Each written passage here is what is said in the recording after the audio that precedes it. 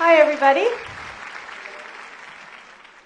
I'm Christine Perkins, and I'm the Executive Director of the Whatcom County Library System and a member of the Whatcom READS Steering Committee.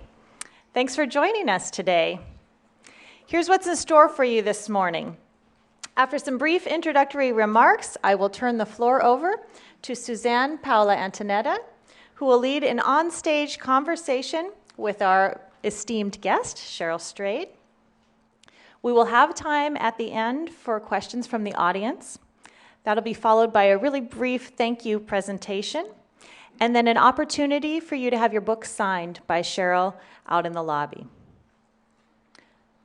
Whatcom READS began in 2009 with this question: what would happen if everyone in Whatcom County read and discussed the same book? Now, 6 years in, we know what happens. People's brains light up. They are inspired to create with words and even with fabric. They share a common frame of reference, a starting point for discussion. They attend events related to what they've read and learn more about the world around them, their part in it, and their connection to other people who live in it too. It's the members of the Whatcom READS Steering Committee who coordinate the details to make all these events happen. Will committee members please stand up? Yeah.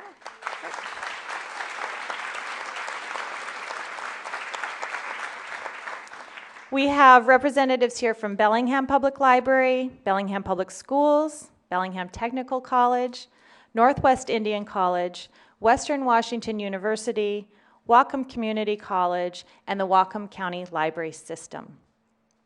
I want to mention our major funders without whom Whatcom READS wouldn't take place.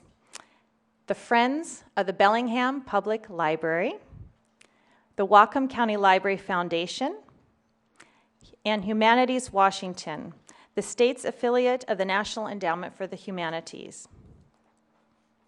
We also want to thank the Fairhaven Village Inn and our steering committee partner, Village Books. By the way, Village Books is here today with copies of the books for purchase, and a portion of the sales from the books will go towards supporting next year's Whatcom READS program.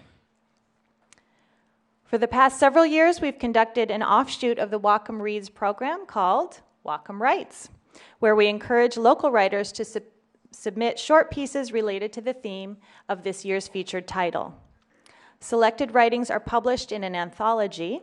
This year's anthology, called Journeys, showcases the work by 25 talented local authors. It's available for checkout from any one of our partner libraries or for purchase at Village Books. For those of you who are interested in writing, please check out the information table in the lobby for the 4th annual Chuckanut Writers Conference, which is coming up June 27 and 28. We also encourage you to participate in Whatcom Writes next fall. This is the first year that we've conducted a quilting challenge. Maybe it should be called Whatcom Quilts. So special thanks to Julia Menke and everyone at Fourth Corner Quilts for coordinating this effort, and to all the quilters who read wild and who created their own art inspired by what they read. You can see the quilts that were selected as viewer favorites at last night's presentation. Those are out in the lobby. Don't miss them. Another first this year, we have our very own wild-inspired ice cream available at Mallard. It's Aronia Berry, pretty awesome. I mean, I hope Cheryl's soaking this in. How often do you get ice cream named after your book, right? And also wild fudge available at Paper Dreams. Did you? Last night, yeah. It's pretty good. Okay. We also want to recognize the North Cascades Institute, the Pigford Film Center, and the Port of Bellingham for their support of Whatcom READS 2014. So over the years, we've been fortunate to welcome acclaimed authors Sherman Alexie, Tobias Wolff, Jim Lynch, Elizabeth George, and David Gooderson to Whatcom County. Today, we add Cheryl Strayed to the list. While the final numbers are not yet in, preliminary records indicate that the readership of Cheryl's book, Wild, From Lost to Found on the Pacific Crest Trail, is high in Whatcom County and building momentum. All 98 public library copies of the book, not to mention the large print, the audiobook, the ebook, the playaway, all of those are checked out, and book clubs far and wide have read and are reading it now. Maybe it's because people know that the book's being made into a movie starring Reese Witherspoon as Cheryl. Maybe it's the catchy cover with a hiking boot that draws so many of us Northwesterners in, dreaming of the sun-dappled hikes by mountain streams, or maybe the glorious snow-covered Cascades. But I think it's Cheryl's story that grabs people and leaves people wondering, who is this woman? And what drove her to take off solo to hike the Pacific Crest Trail? What we know is this. I did some very serious research using the very famous reference source, Wikipedia. Cheryl was born in Pennsylvania and grew up in Minnesota. She ran track and cross country in high school, where she was also cheerleader and homecoming queen. I know, this is where the embarrassing stuff comes out, right? Forget about all the others, but yeah. She graduated magna cum laude from the University of Minnesota in Minneapolis and was a double major in English and women's studies. Her first novel, Torch, published in 2006, received critical acclaim. She won a Pushcart Prize. She even wrote an online advice column titled Dear Sugar and published a collection of her columns called Tiny Beautiful Things. And then she wrote Wild, From Lost to Found on the Pacific Crest Trail. It's been a bestseller. It was on Oprah's book club. All sorts of wonderful things have happened since then. But all of you here who have read Wild, or Tiny Beautiful Things, or Torch, or all three, know that there's a lot more to Cheryl's story.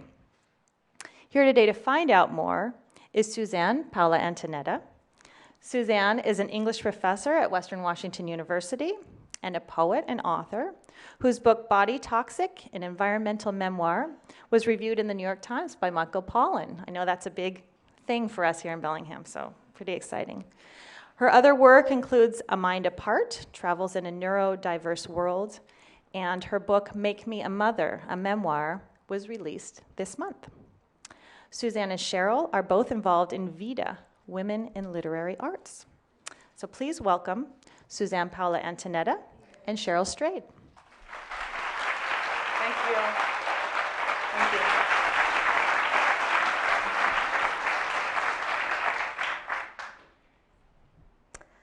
Okay, well, I have the fun job here. I get to ask the questions, and if my voice ever isn't clear enough, please just let me know. I first met Cheryl, gosh, it must have been 14 or 15 years ago, and I'm at a writing conference we both did. And I'm so, so delighted to see Cheryl sitting here now with this degree of success.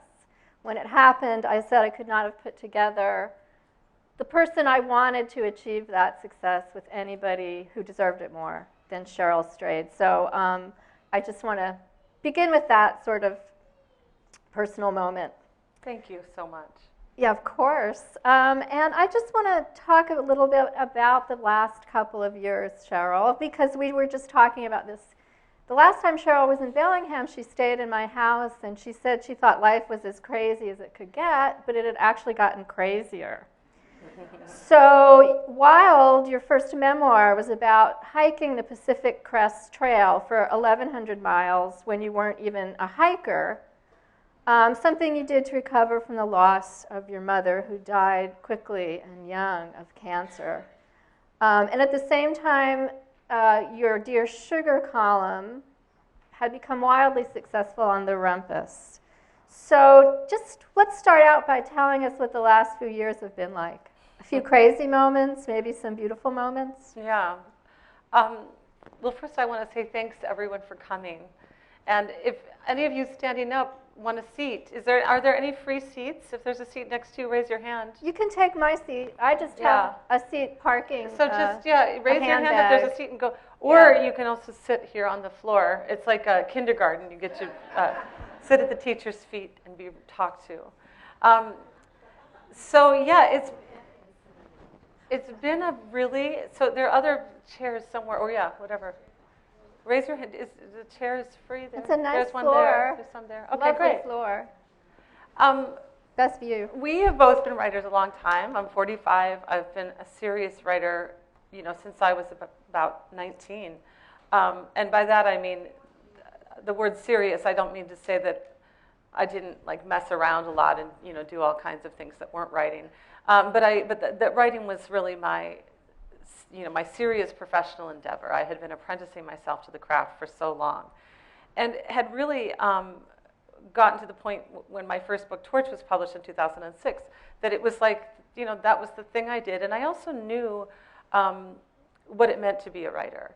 And what it means is the opposite, I think, of what many of us who, in our teens or early 20s, the writing career we imagine is full of grandiosity and fantasy and fame. And, that was my idea of a writer maybe when I was 19 or 20.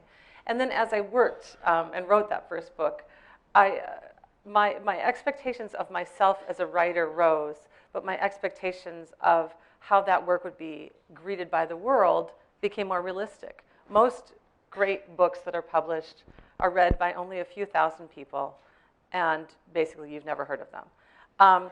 And that's just true. That's just the true, you have to measure success differently as a writer. And so I'd gotten used to that. And so when Wild came along and started to achieve things that I'd only kind of barely fantasized about, it debuted at number 7 on the New York Times bestseller list that the first week it was out. And I remember getting that phone call and just thinking, thank you, universe, and that is plenty. That's enough. If Wild had just that first week just shot up, number 7 and then just went away, I would just be happy. That was really, an amazing thing to me. And so what happened is it was like this train or this, I don't know, I'm going to use a terrible metaphor, so I won't even try. This snowball that, starts rolling down the hill, and it gets bigger and bigger and bigger. And that's what's happened with Wild. And I became, when I was here staying with you, I was saying the Wild hardback was out. The book was number 1 on the New York Times bestseller list, and I was saying to you, I'm exhausted, and this is amazing. And I'm so glad that things are going to mellow out in a few months, And I did say that, and because I thought we are now at the peak, and it's only gotten more exciting and interesting, and as Wild comes out all over the world as well, which has been another revelation. To talk to people about the story, people who come from completely different places than I do. And so all I can say is I'm surprised every day. I'm grateful every day. I wish that, things happen, like Laura Dern is playing my mom in Wild the movie. And I just I wish my mom could live to see that, because she would just die all over again. She would. So my mom was 5 feet tall, and all of her life she envied women with willowy, long, tall, and Laura could not be taller or more willowy. And I'm like, Mom, if there is a heaven, I hope you're seeing this blonde beauty playing you, So things like that, crazy things like that have happened. Crazy things. Since you mentioned your mom, I'm going to go to a question about her. I love all the material in the book about how she sparked your creativity. I love the story of her mixing food coloring with water because she couldn't afford, upscale drinks like Tang. I remember when Tang was a big deal in my life. Do you imagine her every day reacting to your life as an artist, to what this book, the way it kind of, I wouldn't say enshrines because she's very human, but celebrates her? Yeah. I do think about her every day. And one of the first things when I did get that call, way back the first week that Wild was out, and my editor called and said, it's number 7 on the New York Times list. One of the first, my first thought was, I hung up the phone and got tears in my eyes, and I thought, I wish I could call my mom. And then my second thought was, I was trying to remember if I even knew what the New York Times bestseller list was when I was growing up. Oh, that's funny. I don't know that my mom had an awareness of that thing. I mean, that's how far I've traveled. And I sometimes forget that, but it's a true distance. And so that's the interesting part, is I made such a culture hop from like the place I was and the community I grew up in as a child to like now, that I just, and my mom has been dead now longer than she was alive in my life. And so I just, I sometimes get beyond the place that I can even imagine how my mom would respond to this. She would be incredibly proud. She would be very excited. She'd be bragging about me in the grocery store to everyone, embarrassing me, the typical things that mothers do. But it is a really kind of interesting thing to think about, because, what I want the most, if you granted me, one wish to change the course of things, it would be to have my mother back.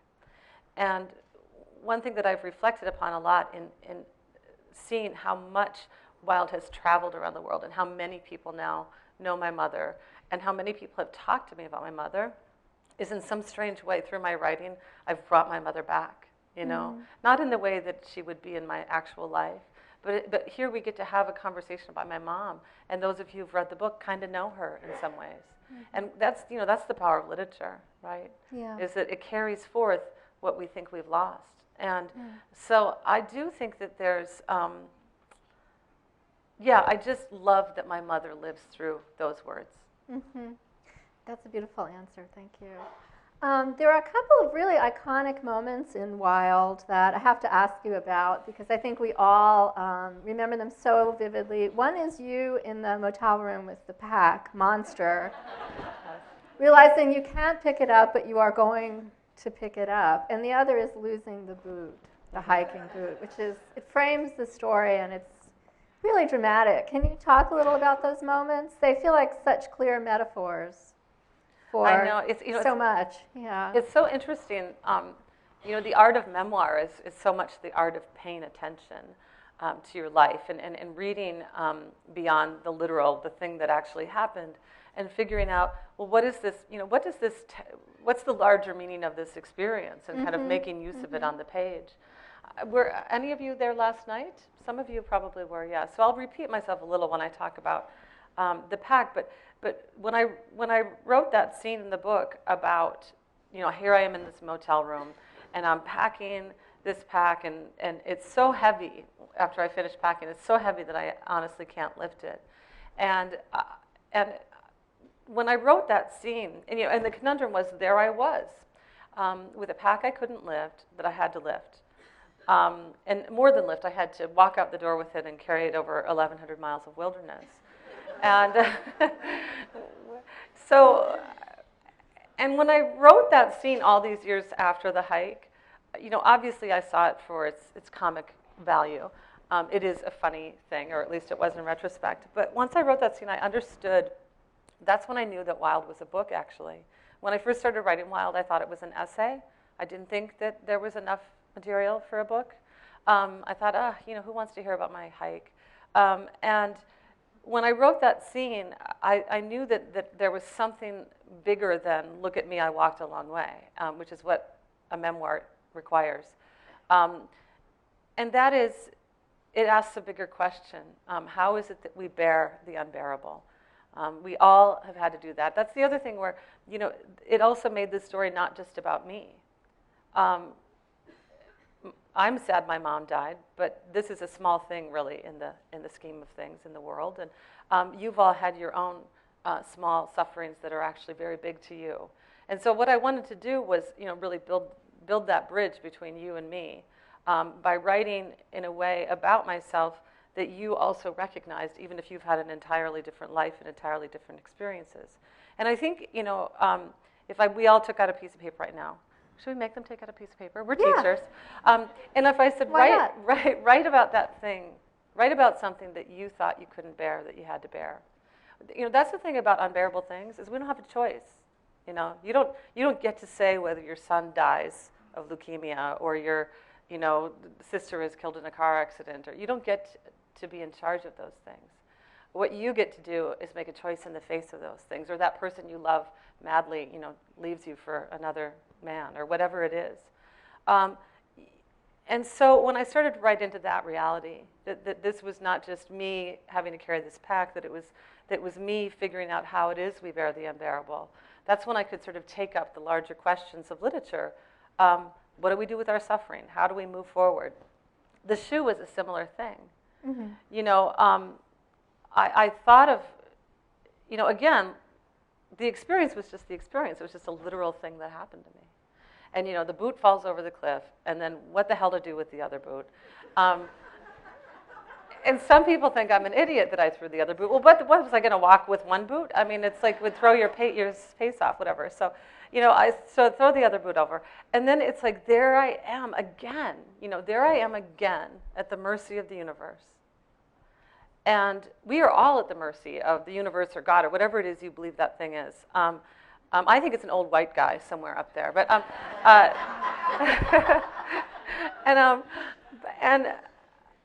but whatever that is, you know, you're put in touch with your vulnerability. Mm-hmm. And also, when you're put in touch with your vulnerability, you have the opportunity to be put in touch with your strength too, and your resilience, and your versatility, and your sense of humor. And so, I wanted to write. I wrote into those things in those scenes.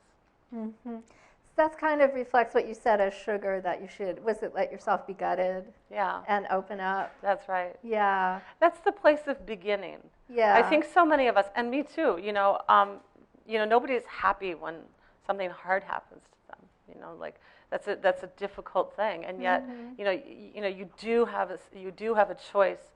You know, are you going to make something beautiful of this, or make something ugly of it? Mm-hmm. And, you know, usually we do a little bit of both. Sure. Do you still have moments, Cheryl, where you think, well, that was a real lost boot moment for me, and now I have to throw the other boot away and figure out what I'm doing? You know, a little bit, the one I feel the most is this, that I really carry with me in so many ways. It's just that idea of keeping faith with this step. You know, with always moving forward, and the way to get there is one step at a time, and that you can move forward even when it hurts to do so. Just, you know, so many people ask me, like, what was the big epiphany of your hike? And there were some moments in the book, those of you who've read it know, that, you know, there were kind of big moments. But really, I think that the more powerful effect was the accumulation of just all of those days and all of that walking and all, you know, just onward motion. Sure. And so I think about that. I have 2 kids, and I gave birth to both of them outside of a hospital without any drugs or even like a glass of water. And and my first child, my son, was just an ounce shy of 11 pounds. Oh, Lord. And so he was, and it was an epic, you know, like, you know, 3-day, you know, like journey in which I became very aware of how it is that women die, you know, in childbirth. And I was like, okay, we have to get this thing out of my body. And I thought about my hike on the PCT, like in the depths of, you know, really some of the darker moments of that experience, which was so physically painful. Mm-hmm. And it, too, had to do with, like anyone who's ever done anything physically difficult, or written a book, or, you know, done anything where it's like the only way to get there is just like this one moment at a time, one step at a time, one scene at a time. Absolutely. Yeah. I'm going to switch to a Sugar question. As I said, Sugar became an incredible cult column on the Rumpus and then was collected in this book, Tiny Beautiful Things. And people really respond to Sugar and Sugar's honesty. And I'm always interested when I read about you, people talk about your dual identity. Well, Sugar's here and the Cheryl of Wild is over here. But to me, the voice of Sugar is very much the voice of the woman who hiked that trail and shouldered that burden. So can you talk a little about the process of kind of moving from that place to the next place, which was the column? Yeah, I don't think of the two as separate at all. So what happened, I wrote the first draft of Wild, and I finished it in February of 2010 and sent it off to my editor. And like a week later, I got an email from the writer Steve Almond, and he had started writing this sugar column anonymously. And he's an acquaintance. He was an acquaintance of mine then. He's a friend of mine now. And he said, I'm doing this column for the Rumpus. It doesn't have a following. He'd just written a few, like kind of erratically. And he said, it doesn't have a following. It doesn't pay anything. And I'm tired of doing it. And I think you'd be good at it. Would you like to do it? And who could resist that? I know, Cheryl? it's such a great job offer, which it was very much like many of the job offers I'd been made, and until then. And so I said, yes, I'll do it. And even though I had never, I wasn't really a reader of advice columns, I really wasn't. Like I hadn't read Carrie Tennis on Salon, or I'd read the occasional Dear Abby, and I'd never taken a class in psychology. And still haven't, and I never also and still haven't gone through therapy, even though now I need therapy after being sugar. But anyway, so there would be no reason for me to write this advice column, and so I started to question right away, like, why did I say yes? But it was this kind of lull, because Wild, I'd finished it, but I was waiting. You always get notes from your editor, and you have to do these revisions. So it's kind of like, oh, this will be this lark I can do kind of in my downtime. And what happened is I started, Steve had 4 letters to give me when I began. And I started writing my answers to them, and I realized that I was what I did have to offer was everything I can offer as a writer, and that I'd spent years, decades, pondering the human condition and looking deeply, into who it is that we are. When you write fictional characters, you have to make them alive on the page, and the way you do that is you create whole people out of nothing. When you write about yourself, as I did in Wild, you have to really dig deep and look from every angle at yourself and the people you're writing about. And so it's like the journey, I think, that you go on through therapy or any kind of sort of deeply reflective mode. And so I decided to just not be jokey, not be kind of, toss it off advice, but really give everything I could as both a human and a writer to the column. And so I would write these long, detailed columns that told stories from my own life. And so even though I was writing it anonymously as Sugar, I always knew that someday I'd reveal my identity. So I wrote it as Cheryl. It was just my name wasn't on it, but I always wrote it as if my name were on it. It was really anonymous to the reader. So a lot of people will say, because I'm very honest in the Sugar column, they'll say, well, did your anonymity set you free? And it was like, no, because I knew someday you'd know it was me. And so what happened is then I was doing the Wild edits, and I was writing this column that was, as you said, suddenly growing this cult following. And so the two kind of happened on top of each other. Tiny Beautiful Things was published 4 months after Wild was published. So they came out in the same year. And there was this, people were like, well, this is Sugar and this is Cheryl. It's like, no, it's really all me. And I did reveal my identity a month before Wild was released. And it was so interesting. I revealed my identity on Valentine's Day, and Wild came out a month later. And the day after the Sugar reveal, it was written about everywhere. It was like this big bomb went off on the internet, and it was reported on everywhere. And it was so interesting because all these people said to me, like, wow, that was a publicity coup, and your publishing house was, so, and I was like, they wanted nothing to do with Sugar. They like turned down all, like, because they were afraid that Sugar would take the attention from Wild. And so there was no planned publicity. It just happened. It was like a spontaneous thing. And so there was no calculation in that regard. It was just that so many people started guessing that Sugar was me. Anyone who'd ever read my writing would recognize Sugar. And so that's how those two things happened so closely together. It wasn't a grand plan. Steve Almond, the appeal of Sugar as Sugar having radical empathy. Can you respond to that phrase? And do you think that's a post-Pacific Crest Trail quality? I can, it's so flattering that, I mean, I love Steve Almond. For those of you who aren't familiar with him, I really recommend his work. He's an extraordinary fiction and nonfiction writer. Fantastic, yeah. And if you ever get the chance to see him live, he's funny as hell. So he's just brilliant. So it's very kind of him to say that. And it's not post-PCT. One of the things, I have a sister who's 3 years older than me. And when we were kids, if we would be out playing, if she would fall and skin her knee or something, she would cry, and I'd go running to our mom to tell her that my sister got hurt. And I would be crying so hard because I was so upset that my sister was injured, that my mom would think it was me who was hurt, and she would comfort me.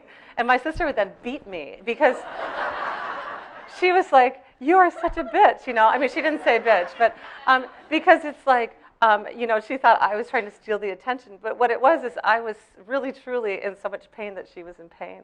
Yeah. And so I think that feeling of empathy, it really dates back. I mean, it's to my earliest memory. When people are sad or suffering in any way, I feel it in my bones. I really do. And so I think that, and because of that, I've always wanted to help people, actually directly help people. And so one of the things about sugar that was so cool is that for the first time, the two things I wanted the most came together. My writing and then actually, saying, helping an individual or helping a bunch of people who read that column who related to it. It was a really cool experience in that regard. I do believe in the power of literature. I do believe in the power of books. I know your life has been changed by things you've read, and mine has too. And, really, literature is my religion in that regard. I turn to it for consolation. I turn to it for celebration. I turn to it in all of these ways, and it's helped me. So to be somebody who can contribute to that kind of circle is a really gratifying thing. That's wonderful. I actually brought with me a kind of iconic photo of you. I'm sure you know it. This is Cheryl starting out on the Pacific Crest Trail with Monster on her back. Those of you in the front row can probably see it. What would Sugar say to this Cheryl? Have you ever thought about that? Well, this is the weirdest thing about writing a book that a whole bunch of people read, is that I'm like, are you kidding me? I mean, I took this picture of myself on the PCT. I propped my gigantic camera on a rock and looked at the camera, and the automatic timer went off, and there's actual dirt on my face, and then to have it it's like on the cover of the book in Italy, and this picture has gone all over the world, and I'm like, I don't know, I don't know what I would say to myself, except I never ever imagined that anyone would really see this photo, that any of this would happen. I would have maybe worn lipstick. Next time, take a better selfie. Exactly. That's what. That's right. Okay, that's great. I want to talk a little about.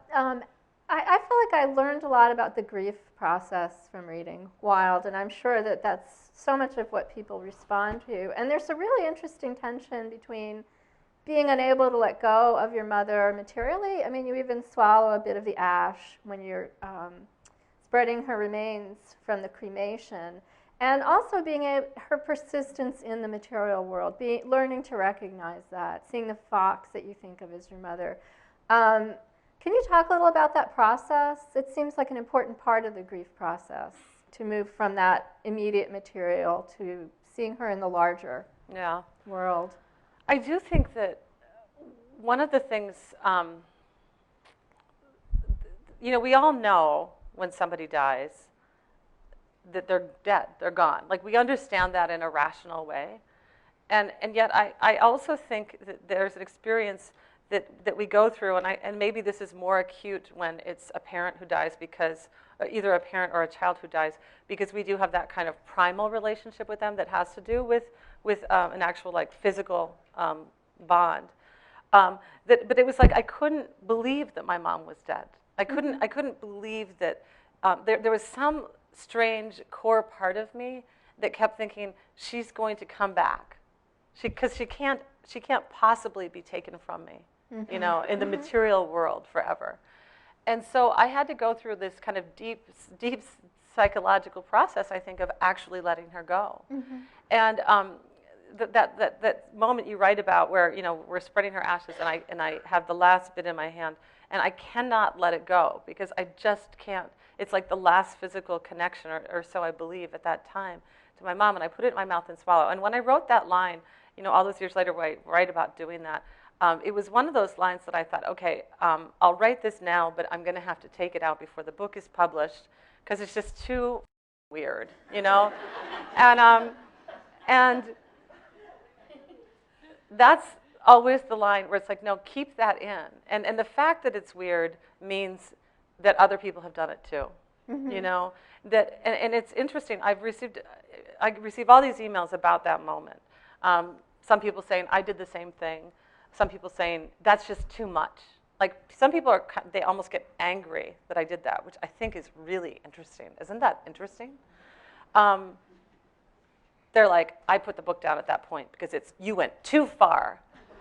And I'm like, somebody has some work to do. But anyway.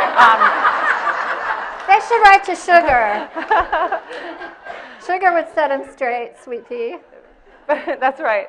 But it is, you know, and so writing, you know, one of the things, I mean, I would say probably the most gratifying thing about the experience of Wild is how many people out there who have experienced grief, who have lost somebody who was essential to them. How many people have come to me and said, you validated my experience. You said what I felt. Nobody has ever said what I felt, you know. And that is just stunning to me. And the way that happened is I told the truth about my experience, which was a complicated one, a mysterious one, a ridiculous one. I mean, trust me, even I have been writing about my mom and how much I miss my mom and love my mom. And then but there's also even in me this voice in my head that goes, oh, just get over it, you know. And so like even I condemn myself, or, you know, all of these things that go on. It's a very complicated thing. You said, so my mother, you know, is the fox, and you know I don't know that. All I can say, and I tried to write that scene in this way, that it was like I felt her presence. And I don't know what it means. And it's not even a literal experience of like, there's my mom in the form of a fox. It's one that I'm saying, if I can be open to this feeling of my mother's presence, you know, maybe it's true. When my mom was dying, my mom was the savior of all animals of northern Minnesota. There were hundreds of animals who came through my life, through my childhood, because any animal who was ever injured or abandoned or half dead by the side of the road, my mother scooped up and brought home and either saved by her own hand or brought to the vet, even though we didn't have any money, and you know they would take mercy on us. And so when my mom died, her funeral was just full of gigantic bouquets from like veterinarians for hundreds of mile radius. It was so cool. But when my mom was dying, I read about this a little while. The last few days of her life, she was hallucinating, and she became convinced that the animals that she had loved the most, the horse that was the dearest to her, and the cat and the dog, she became convinced that they were in the room with her. And to the extent that when I would try to approach her, sit on the bed, or she'd be like, "You're sitting on Saki, and you're, you know, don't move Max away from where he's lying." And it was so kind of painful because I wanted to be close to my mom, and there were these ghost animals that she was imagining. And it was also so comforting because my mother felt comforted by their presence. She believed they were there. And I don't know what I believe in, really, about any of that stuff. I really don't. I think of myself still always asking and seeking. But one conclusion I have come to is that it was true for her, you know. And so who am I to say they weren't there? It was true for her. And so I think about that when I think about the fox, or I think about the other times in my life when I felt the powerful presence of my mom. And sometimes to just allow something to be true because it consoles you is good enough. kind of leads to another question I have, which you may have partially answered, so feel free to say so.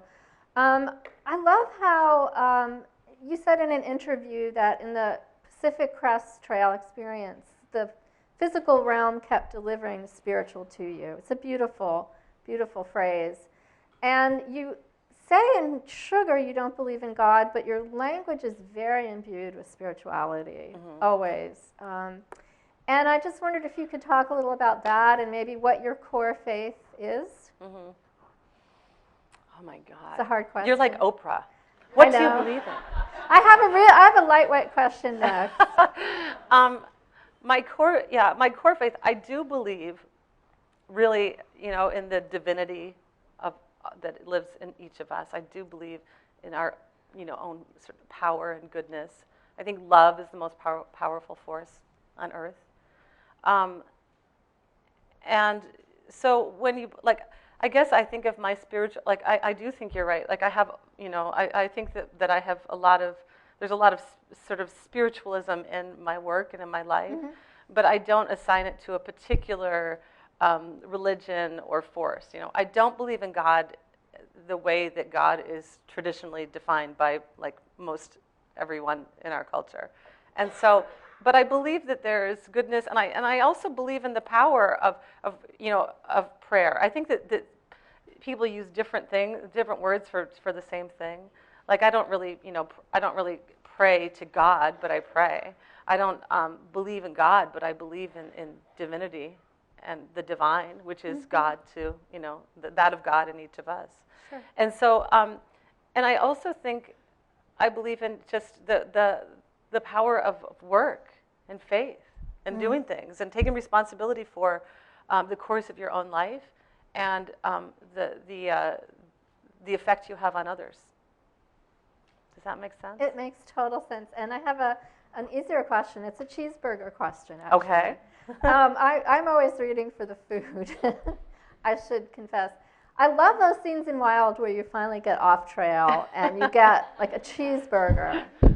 And at one point you said that after what you'd been doing on the trail, what you'd been eating, how you'd been working, that a cheeseburger shattered you, which is a fantastic moment. And I wondered if you're ever able to summon that back up, that magic, and just get shattered by the fact that there are cheeseburgers in the world, having that behind you. Anytime I've gone backpacking or any kind of camping, any expedition that you've been deprived from actual food, that you've had to eat dehydrated things or nuts or power bars or whatever for a number of days. There's just food never tasted so better when you've been without it, right? I mean, don't you? Those of you who have gone backpacking, and you're just oh yeah, it doesn't have to be gourmet. It just that food that you've been denied. There's something beautiful about that, and it is true. Feeling shattered by a cheeseburger, it does happen. Yeah, it's I can imagine. Yeah. Okay, well, I was going to switch a little bit and ask you about the experience of the filming of your book, because I know you were very involved, and I loved reading your kind of posts from the set. And so maybe tell us what was exhilarating, what was maybe strange. I'm here, but I'm also there, and I look like Reese Witherspoon all of a sudden. Or Reese Witherspoon looks like me. Or Reese Witherspoon looks like you.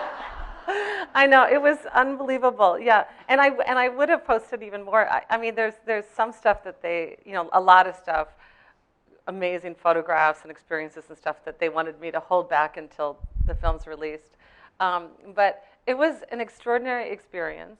Everything I'd ever heard about how Hollywood works and how your book gets ruined and all of these things that are all so negative, none of those things came true. It was all just like a dream.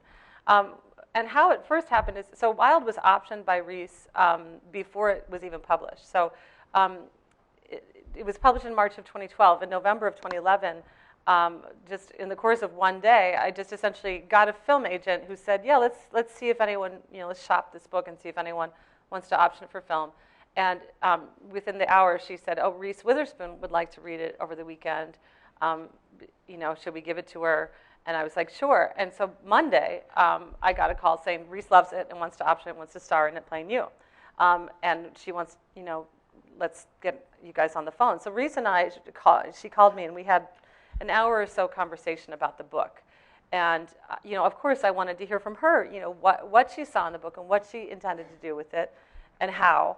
And she just impressed me right from the start. For one thing, she's a reader, and we love many of the same writers. And we just talked books and film and in general. And then we just talked about what she would do. She had founded this production company with this wonderful woman named Bruna Papandrea, an Australian woman who's a producer. She lives in LA now. But they founded this film company with the goal of finding and developing movies, basically, that feature strong women.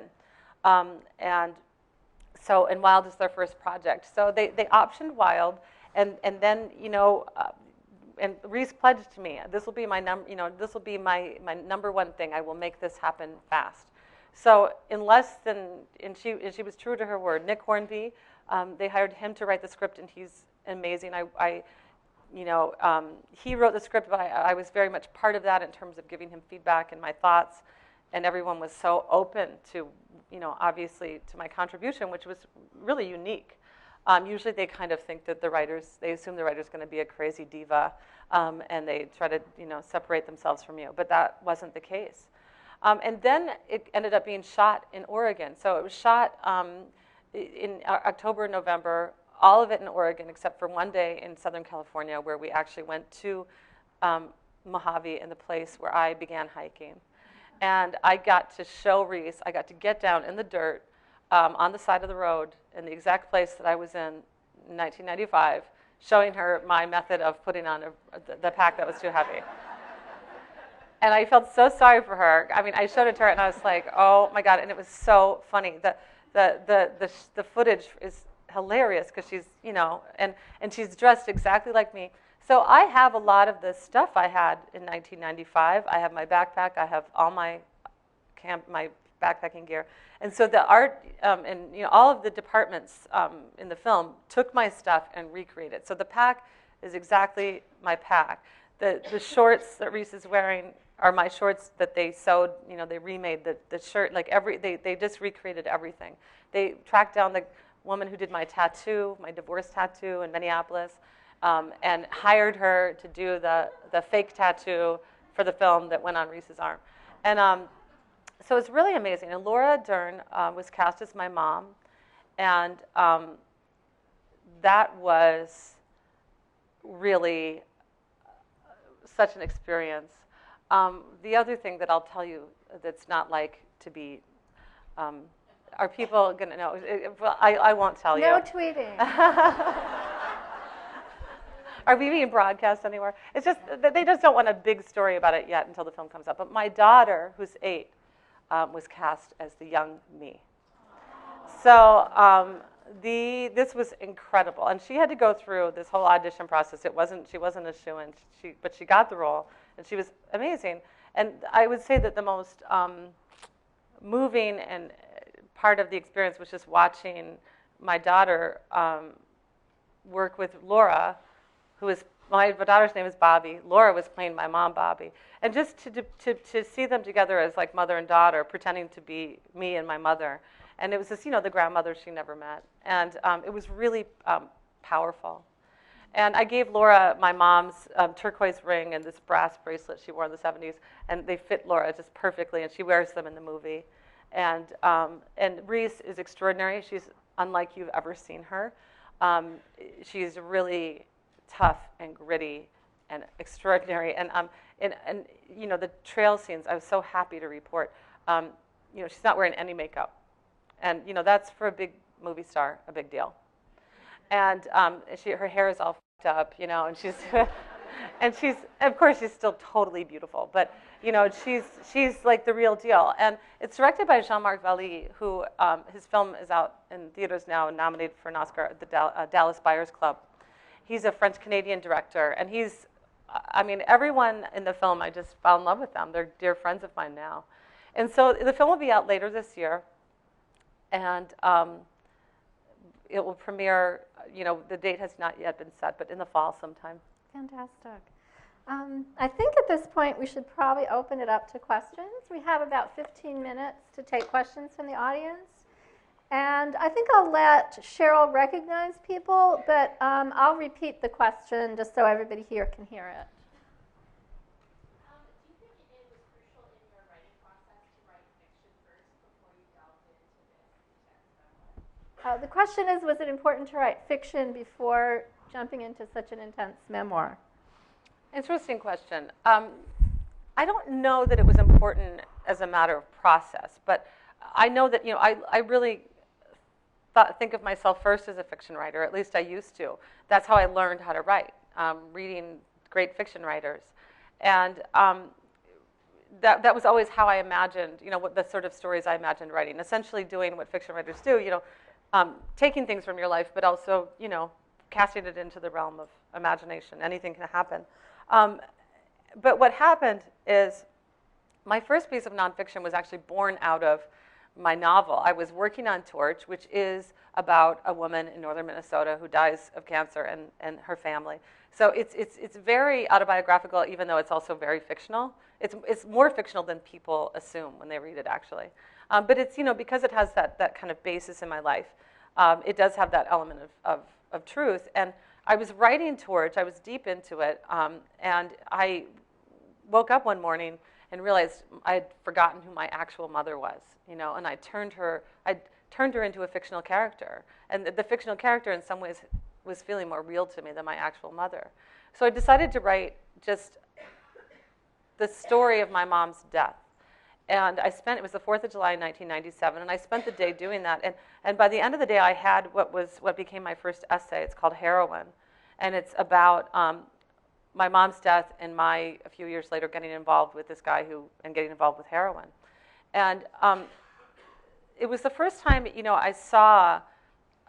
I love fiction, and I will, always write fiction, but I also loved the power of nonfiction, of really being so close to the reader as the writer, to say, there's this just tiny screen between you and I. That I'm really actually telling you something that really did happen. And so I love that power. I do think that that fiction taught me so much about the craft of writing. How do you make a character seem real, a character that you've invented seem real to the reader? And I think what happens is a lot of people, when they write about themselves, they forget that they have to do that. They think, well, I am real, and so I can just, sort of be lazy on the page. But you still have to you have to create yourself as a character, And so fiction writing taught me how to assemble a scene and a character and a sentence and all of those things. And so I do think that maybe I think Wild is a better book because of Torch. But I don't know that I needed to write it first. Does that make sense? Oh, yes, you.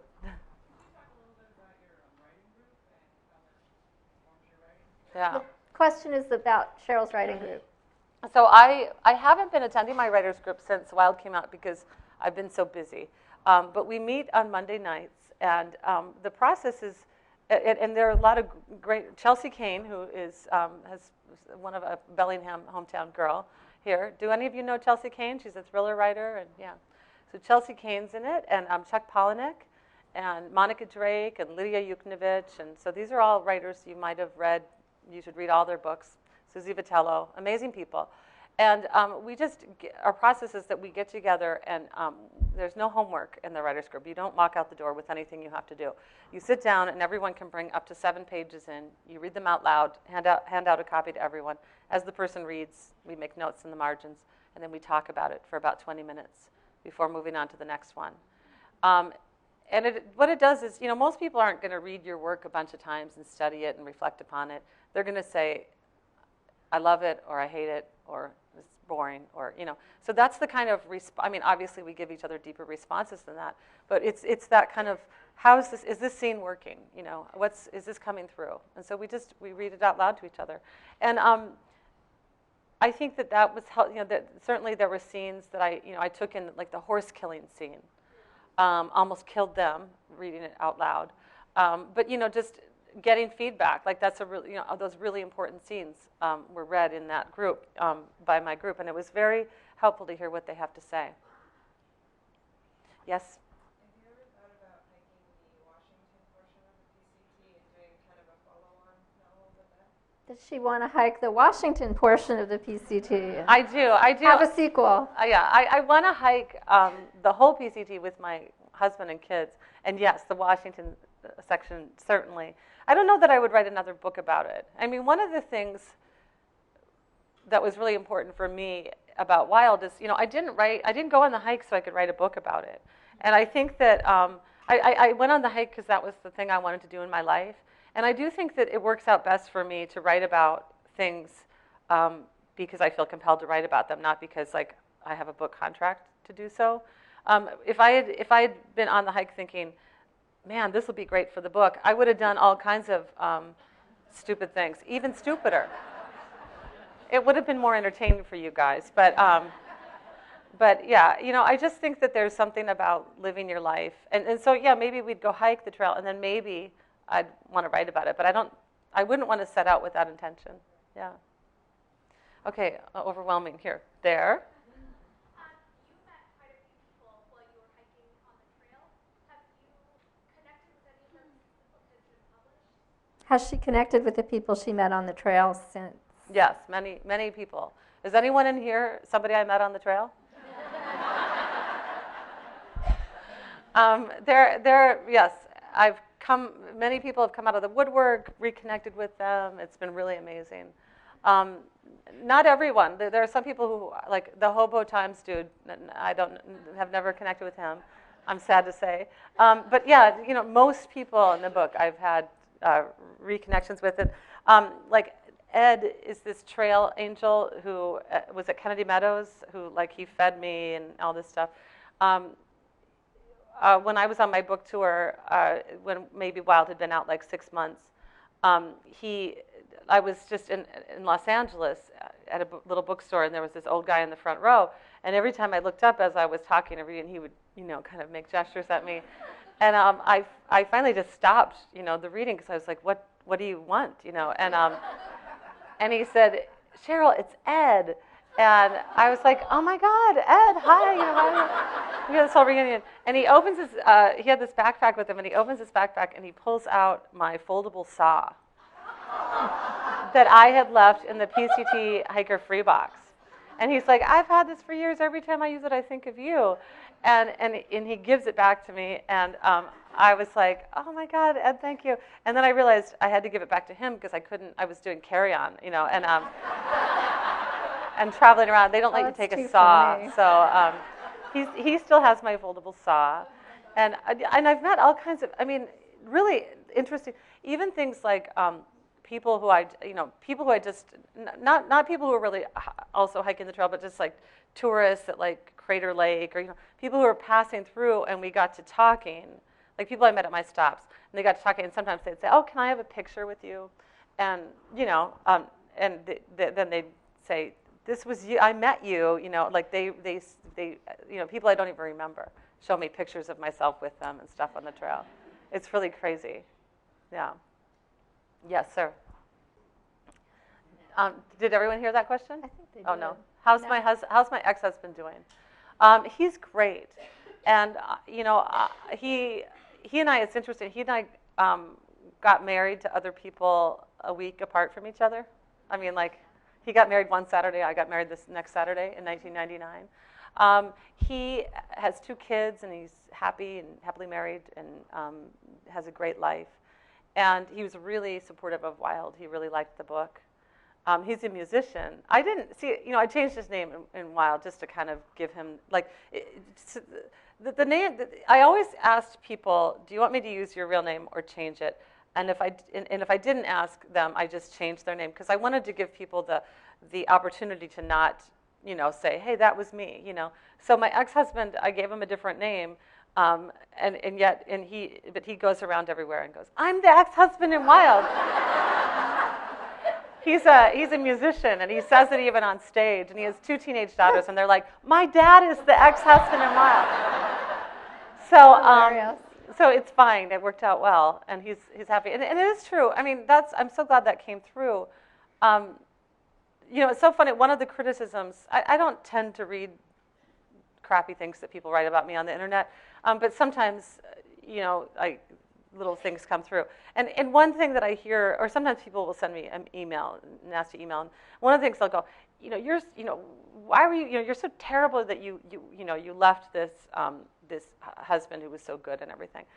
And to me, that's always so fascinating, because it's like, yeah, the point often when we break up with people, right, is not that they aren't good people worthy of love, The deal is if you're not in love with that person in that way that relationship demands, it might not be a good idea to stay in it. And I absolutely love my ex-husband. He's a wonderful person. And I think that we're both better for the fact that our relationship, ended when it did. And so I wanted to write, I think many of us have gone through that kind of thing, where we grow up, we grow through a relationship and beyond it. And that was the case in ours. How you got past that as far as writing and publishing? How does she handle writing about sex? Yeah. And other things. And other things. I think that writing, I think the purpose of writing is telling the truth. And I don't mean that in a literal way. I mean, though sometimes you literally tell the truth. But really, what does it mean to be human? Who are we? What do we do? What do we say we do, and what do we actually do? What does it seem like we're thinking, and what are we really thinking? The great power of writing is interiority.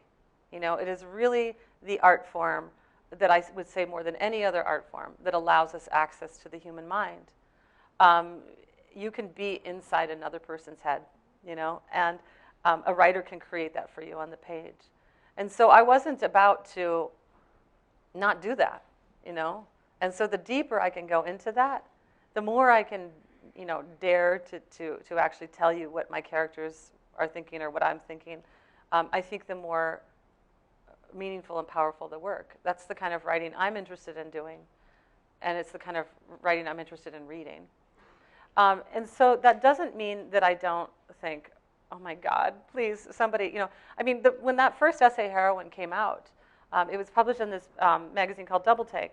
And I distinctly remember when the magazine came in the mail, my first thought was, okay, how can I get my hands on every copy of this magazine so that no one else can read this thing I've written?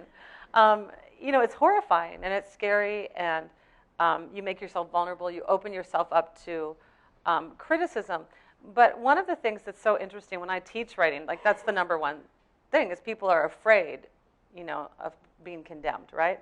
But what I can tell you, like the number of people who have, written to me and said, you're a stupid slut, is tiny, tiny, tiny compared to the number of people who have written to me and said, thank you so much for writing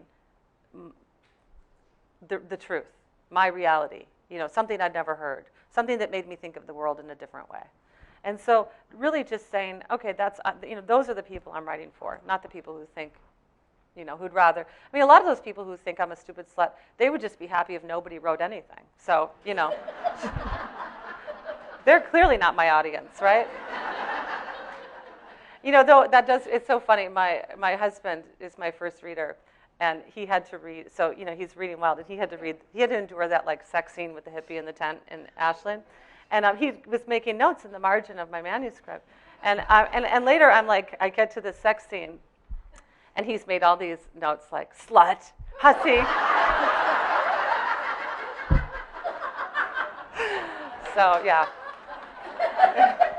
He has a sense of humor about it, at least, yeah.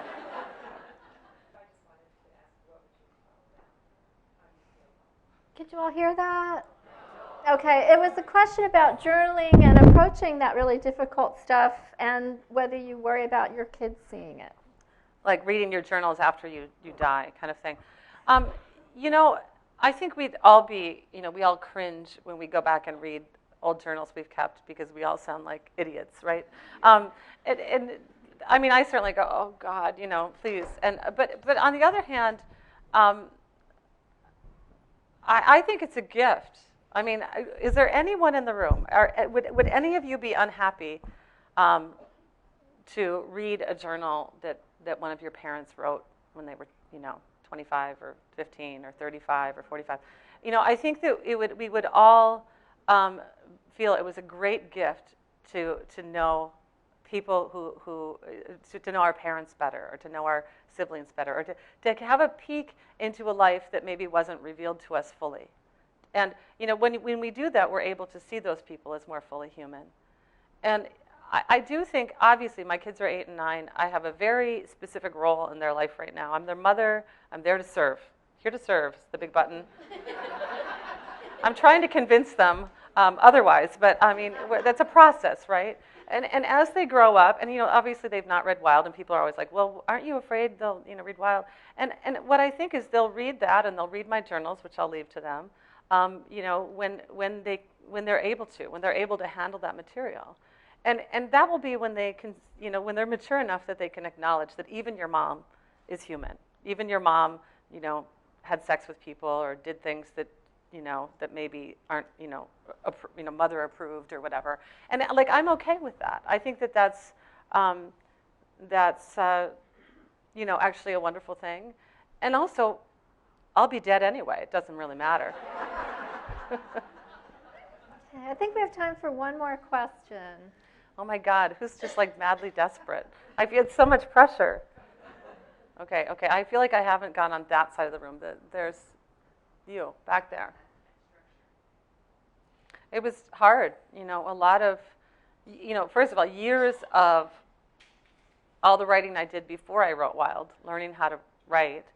And then once I began writing Wild, really seeing, how was this story to be told? And one of the first things I did is, as I said, I was first writing Wild as an essay.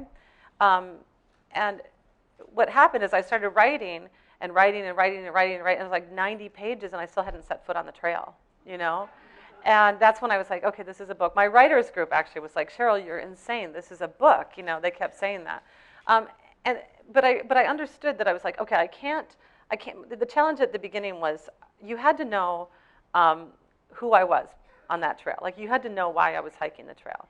But if I told you everything before I set foot on the trail, it would become like, you'd be like, come on, get on the trail already. I thought this was a book about hiking. So what I learned early on is that, like, if you go back and look at like the first line or paragraph of every chapter, the first beginning of every chapter, you're always on the trail, and you're always a little bit further than you were before. Even in the early chapters, when being on the trail means just the idea of the trail. I'm telling you, okay, this is coming. We're going to go hiking. We're going to go hiking. And so it was always that. Like, we always have to, the structure was moving forward, each chapter moving forward on the trail. And then once I had that, I really just kind of thought about my backstory and thought about the things I told you about my life before the trail, and sort of doled them out on a need-to-know basis. Like, when would it be a good idea that I had this abusive, tyrannical father? When would it be a good idea to know about my brother and I killing our mother's horse? And so those things took some trial and error and some intuition, and it was just very carefully constructed in that regard. So thank you. I'm glad it worked for you. Thank you, Cheryl, so much. Thank you.